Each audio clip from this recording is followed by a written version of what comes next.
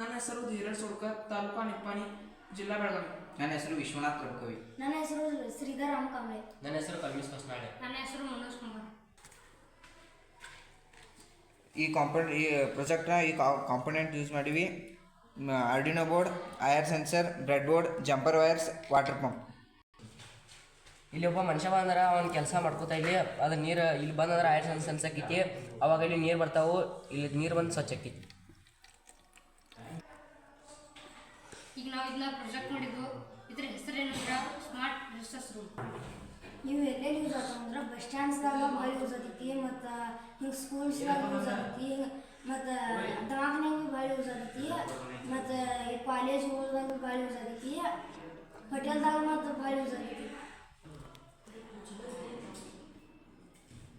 ಇದ್ರದ್ದು ಬೆನಿಫಿಟ್ ಏನಂದ್ರೆ ಈಗ ಮನುಷ್ಯ ನಾವು ಸಿಟಿ ಒಳಗತ್ತು ಬಂದು ಹೊಂಟಿರ್ತಾರೋ ಹಂಗೆ ರಿಸರ್ಚ್ ಮಾಡಿ ಹೋಗಿರ್ತಾರೋ ಅದ್ರ ಸ್ಮೆಲ್ ಭಾಳ ಹೊಂಟಿರ್ತೈತಿ. ಅದ್ರ ಸಂಬಂಧ ಇದೆ ಅದಕ್ಕೆ ಲಿಮಿಟೆಡ್ ವಾಟರ್ ಪ್ರೊಡ್ಯೂಸ್ ಅದಕ್ಕೆ ಸಪ್ಲೈ ಮಾಡ್ತೈತಿ. ಅದರಿಂದ ಈಗ ಸಿಟಿಗಳೊಳಗತ್ತು ಸ್ಮೆಲ್ ಅಷ್ಟು ಬರಂಗಿಲ್ಲ ಇದ್ರದ ರಿಸರ್ಚ್ದ.